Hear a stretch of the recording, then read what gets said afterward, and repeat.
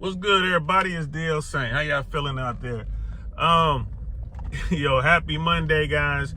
Everyone is talking about Donald Trump's Madison Square Garden rally, campaign rally, whatever it was. And I guess the big takeaway was Tony Hinchcliffe from Kill Tony. So I guess he opened there. Big gig, sold out crowd, Madison Square Gardens. He's performed there. Kill Tony has a huge following, but when you compare his following to, what Trump is doing in mainstream, it kind of puts it in perspective. So everyone is talking about the joke that Kill Tony dropped about there's trash floating in the ocean and it's called Puerto Rico. Okay. You talk about not knowing your audience. You talk about not understanding what you're there for. As a comedian, I wouldn't have done that. But here's the thing. There's two things there that, the Trump people should have thought about and Kill Tony should have thought about, right? First of all, I'm pretty sure it was some younger Trumpers on the Trump campaign who was like, oh, let's get Kill Tony. Maybe they even approached Joe Rogan and asked Rogan after the interview, hey man, you think Tony would be interested in doing this? What do you think? Rogan probably said, yes, it's a great gig. I'm pretty sure. Hey, I'll put you guys in touch. I'm not saying that's the case. Maybe, because that's how it works. If I got something that I think one of my dudes can do, and then you ask me, hey, you think your guy would do this? I would absolutely plug y'all together and let y'all work that out. Firstly. So, maybe the Trump campaign should have thought about who they were asking to come do this, right? Secondly, I think, I haven't confirmed this, but it seems that the Trump campaign did not ask him to submit his routine. They didn't want to, they didn't want to infringe on his freedom of speech or whatever. They're like, nah, we don't need to see what you're going to do. Just do you. Okay. Again, that could be a problem. Not, got to know who you hiring. You absolutely got to know who you're hiring. So you got that. And then Tony Hinchcliffe should have said, hey, man, this isn't my thing. While, as a comedian, sometimes, you got to know when to say no, right? All gigs ain't good gigs. Tony is doing extremely well. Like in his world, bro, he is the master of his own kingdom. He's built this thing up from nothing. And there's a group of people out there who likes what he is doing. They rock with him and they're paying big money to see him. And mainstream doesn't have a clue who he is. And you know what? That's money. So Tony should have said, nah, right? That's not me. I'll give you an example. When I started comedy, that was during the whole Last Comic Standing era, right? They were looking for comics to do Last Comic Standing. And I was an open micer. I was just getting started. I had maybe 5 minutes of material. And I had 0 minutes of good material. But I had a good stage presence and I was finding my way. All of my people was like, bro, do these auditions for Last Comic.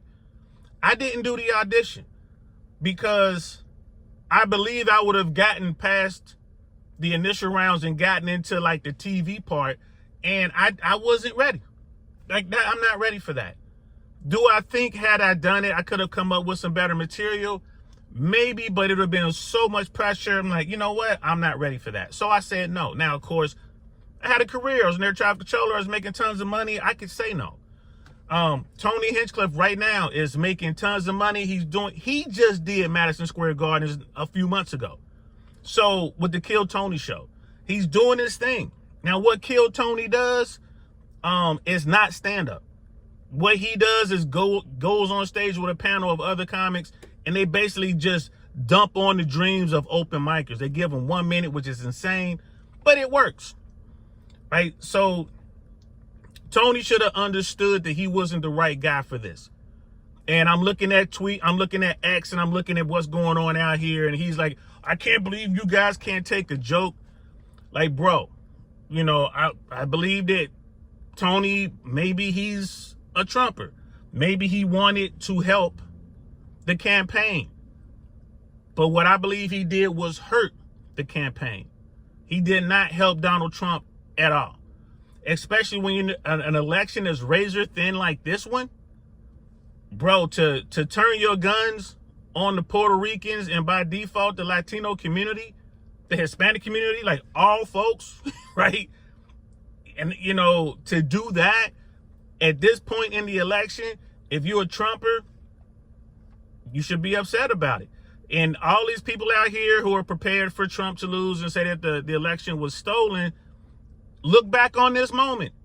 There are tons of moments like this where they made missteps. And you talking about, you know, you talking about an election that's razor thin. So, bro, I just watched a football game the other day. No, I watched the highlights of the Washington game. The Washington Commanders playing the Chicago Bears, and they won on a Hail Mary. Last throw was a Hail Mary, tipped around, boom, lands in the hands of the receiver in the end zone, touchdown, game's over. That's how close this election is. If you're a Trumper, look at it like that. This election is way too close for y'all to be misstepping this late in the game. Same thing with the Harris side. You know, all this stuff trying to get black men, and they were so worried about black men and this and that, and their, you know, their messaging is kind of all off. Same thing. Way too close for them to be misstepping. Now, we'll see what happens in about a week and a day. We got about 8 days until the election. I can't wait till this election is over. But as far as Tony goes, and the Trumpers, whoever booked Tony Hinchcliffe to come and do that, and then they didn't know what he was going to say, they didn't coordinate to at least figure out where he was going to be in what vein. And this was a huge thing. And to sit back and be like, oh, I can't believe it went like that. I can't believe these people can't take a joke, man. You crazy, bro. The race is too close. You know, sometimes you got to say no, people. Sometimes you got to say no. I'm going to leave it there. I'm going to be talking about this race for the next 4 days or so.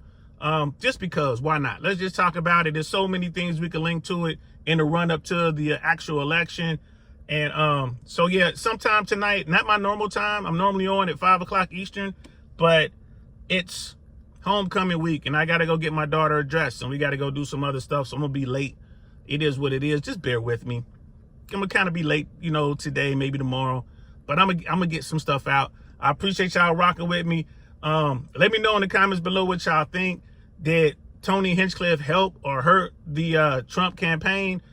Is this just a little bit of nothing or a real big thing? Was this a major misstep or a small little hiccup? Y'all let me know. I'm DL Saint. I'm going to talk to you later. Peace.